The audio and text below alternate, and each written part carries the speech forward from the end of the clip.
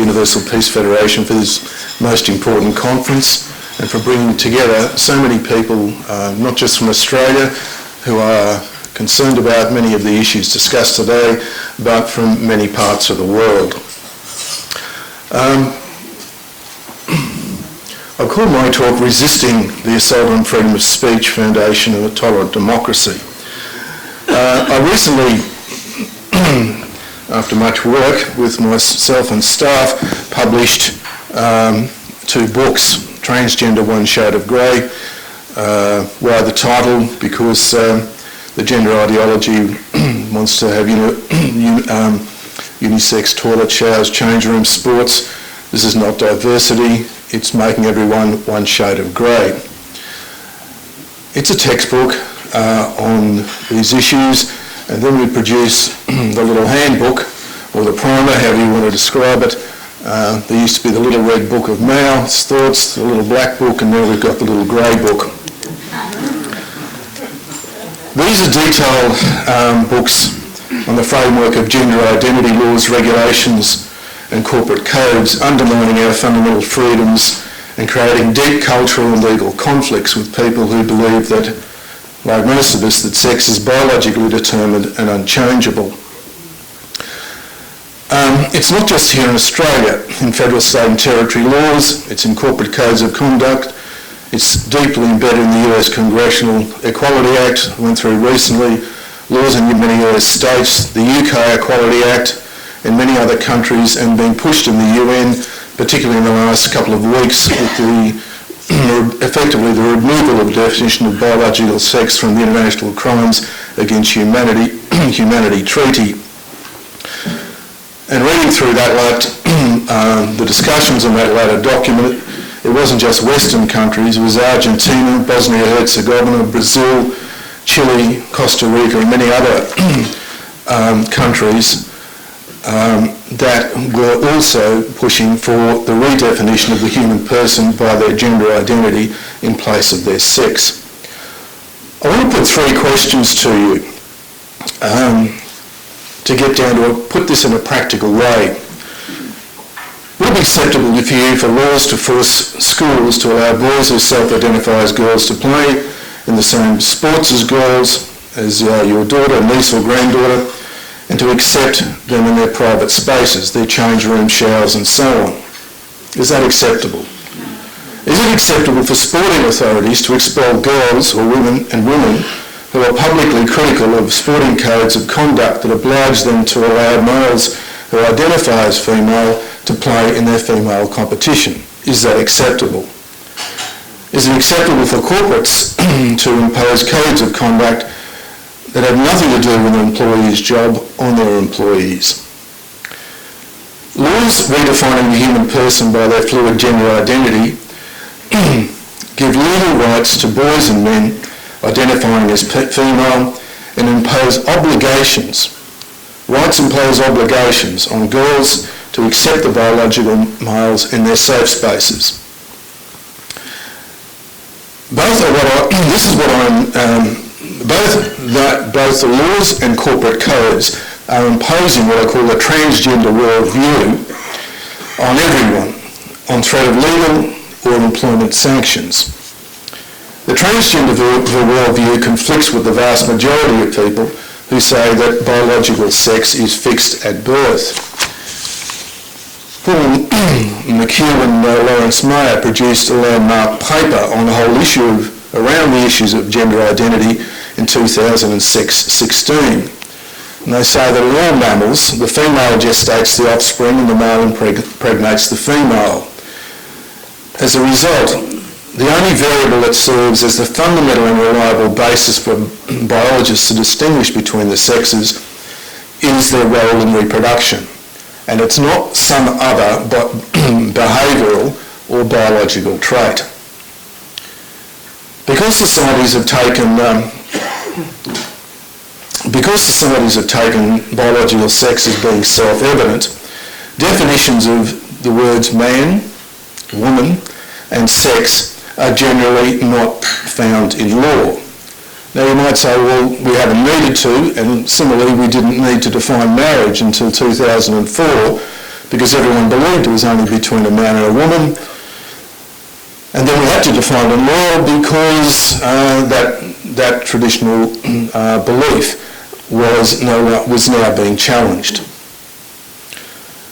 In contrast, the transgender worldview, as I call it, or transgenderism, is a belief that a person can have a gender identity separate from and in place of their sex. Now in 2013, the Attorney General's Department issued federal, that is, the Australian Government Guidelines on Sex and Gender. It says that a person's gender identity is their cultural, social software. It's not their hardware, their biology, it's their cultural software. In other words, it's a social construct based on feelings, outward social markers, including their name, appearance, mannerism and dress. So what does gender identity mean, as it appears in many laws in Australia? It can mean that a biological boy can identify as a girl, and vice versa. It means I can be on a spectrum of male to female. I can be 80% male, 20% female.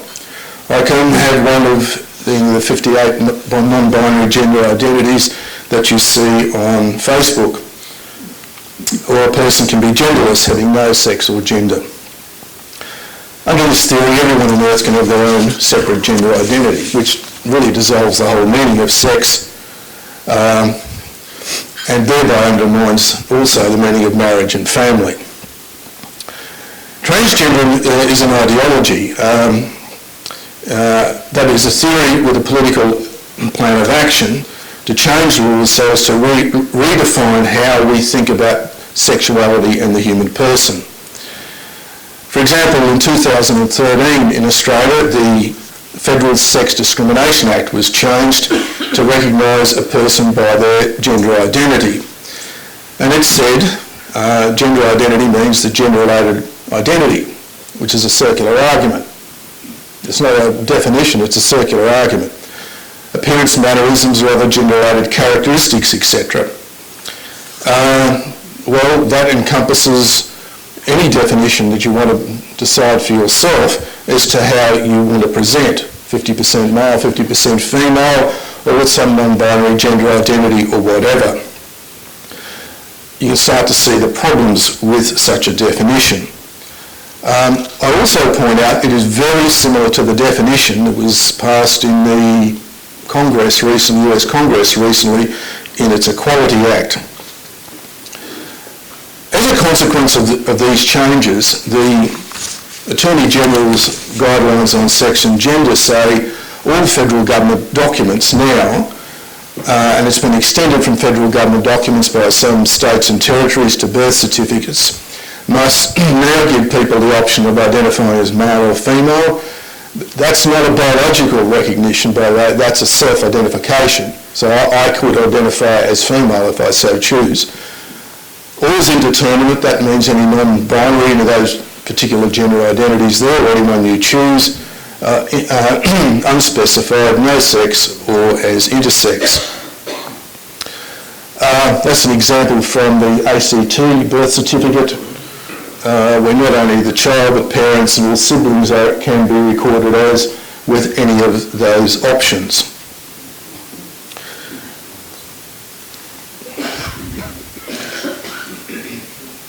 There's very little minimum requirement to actually self-identify. All you need is a statement from a registered medical practitioner or psychologist, passport, which you can get changed, an Australian government travel document, amended birth certificate, like that one there, you can get it amended to as you like, and you can amend it annually, or a gender recognition certificate or whatever. Look, people said to me, often sometimes said to me, when they're just thinking about this for the first time, does it really matter? Are there any consequences? And I say, yes, there are. Our Sex Discrimination Act, the federal, covers all government schools, and it says you can't discriminate against a person that's a teacher or a student on the basis of their gender identity. Now, as a result of that act, at least four, and I think probably most states, but I've documented four in my book, New South Wales, Victoria, Queensland, South Australia had issued policies that schools are obliged to follow that will effectively say that a boy can self-identify as a girl and the school has to then accommodate the person accordingly. I pick in particular the New South Wales one because it's actually issued as a legal issues bulletin. And it says the risk for toilet and change room use is high.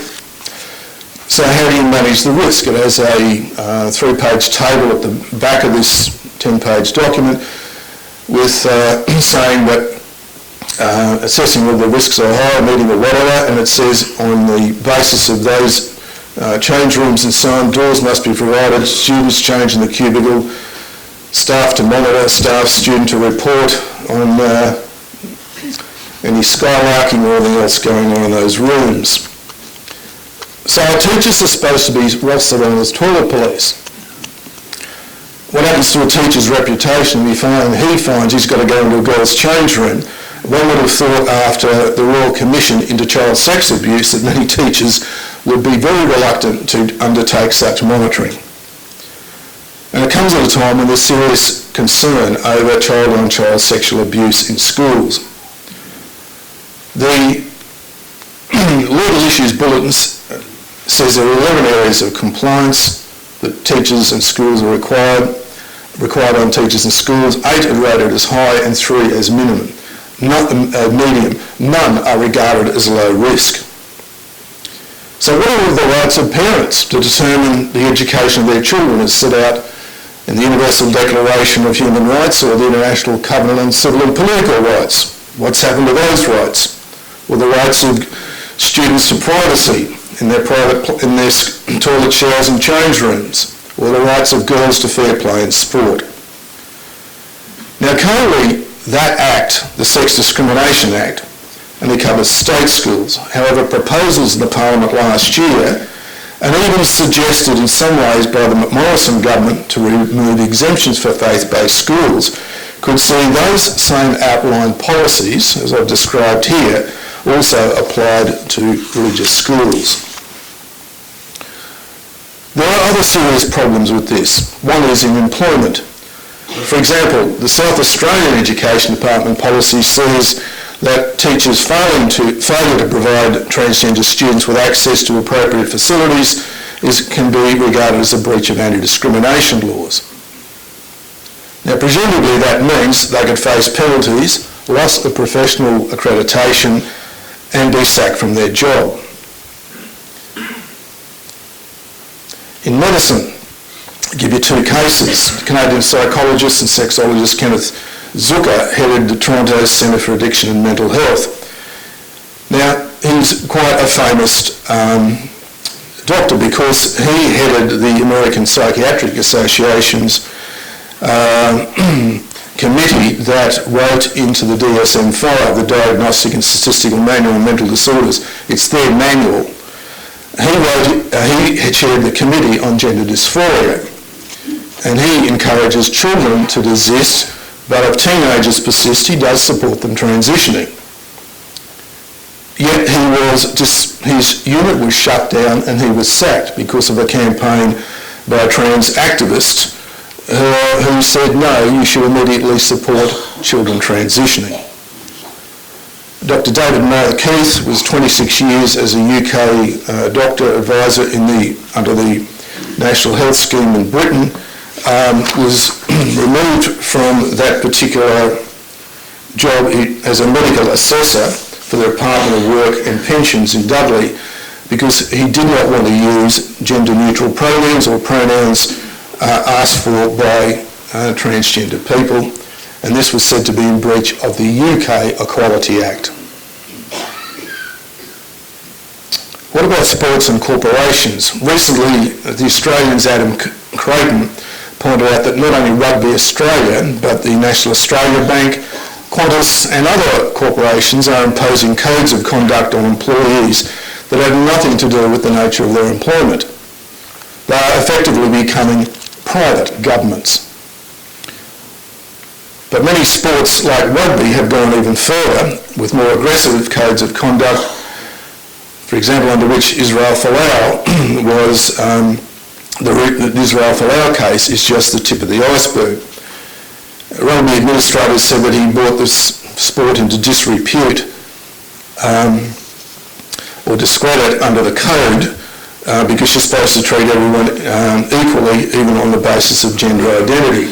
Now, rugby has a gender identity dispensation procedure to allow, for example, a boy who identifies or a man who identifies as a girl or woman to play in the female sports.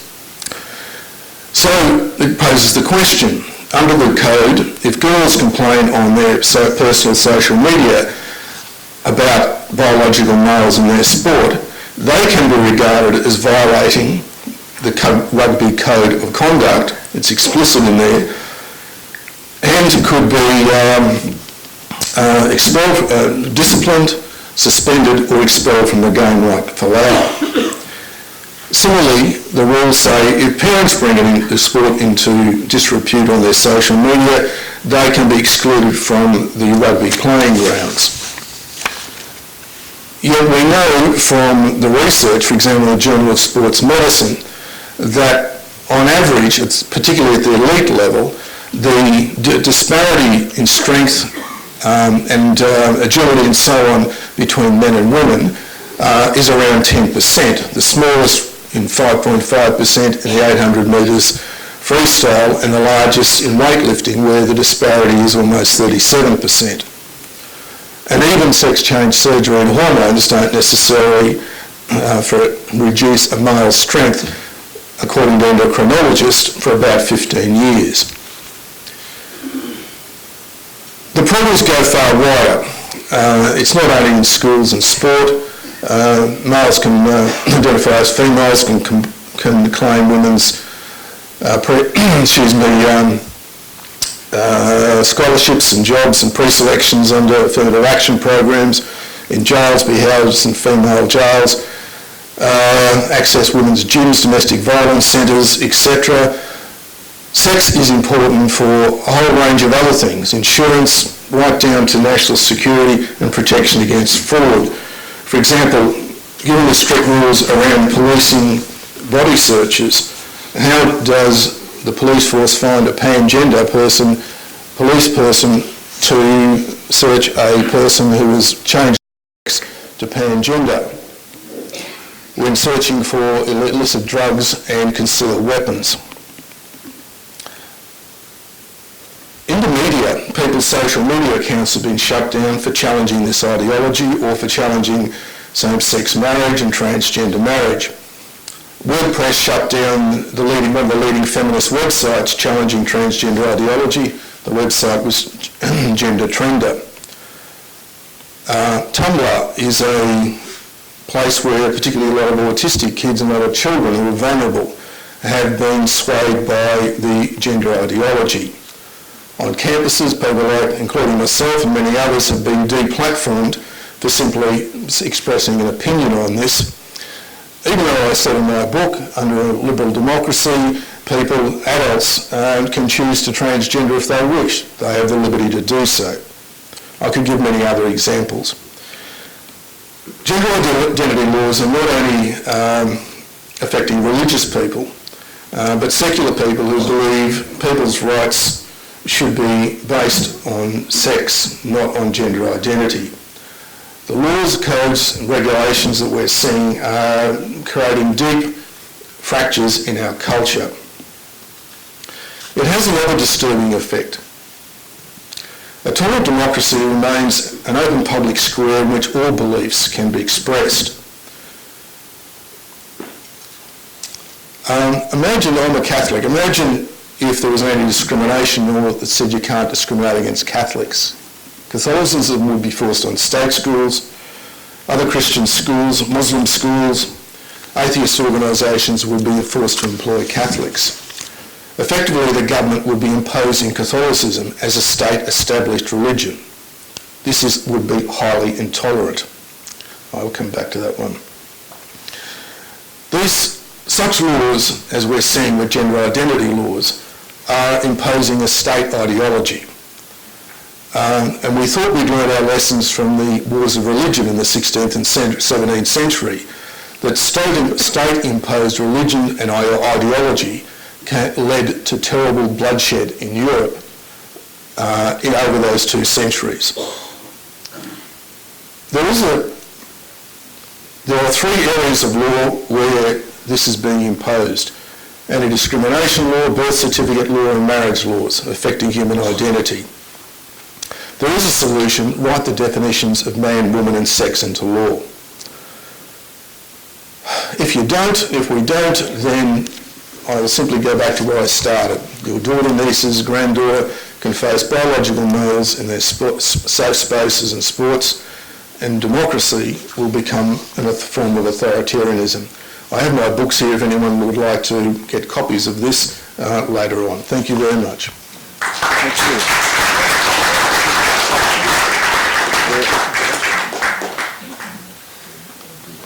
you. Yeah. Okay, we're just opening it up for some questions. If you have any questions for... Yeah.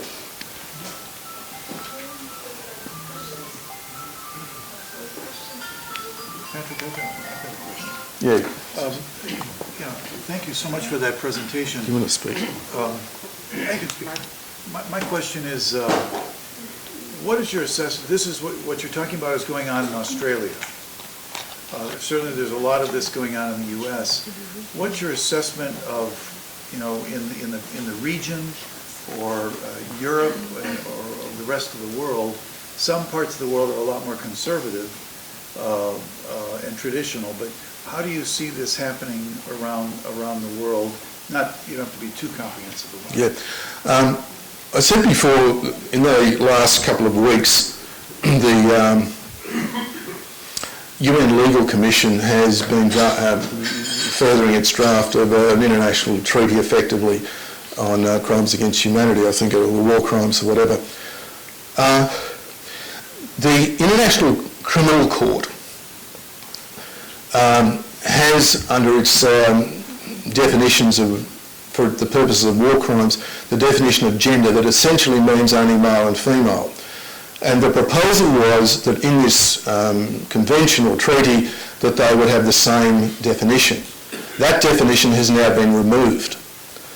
And if you look through the arguments, as I have been in the last few days, it's only happened in the last week or two, it's not only the Western countries, it's many of the Latin American countries, the Caribbean countries.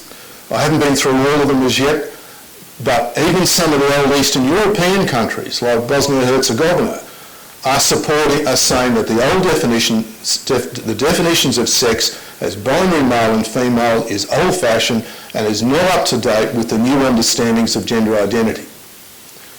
The countries that I think are resisting are still some of the old states of Eastern Europe, Russia, I think some of the Islamic states, but I'm saying to you, this is not now restricted to the West. This is going to go a lot further. And for that reason, I didn't particularly want to write these books, I have to say. I found them very difficult to write. I wrote them because I couldn't find any book on the subject that really dealt with this. And I've used Australia as an example because we're one of the most advanced of this in the world. Sophie? The International Olympic Committee in 2016, as you know, removed all restrictions for people identifying as the opposite sex to actually participate in whatever the sport is.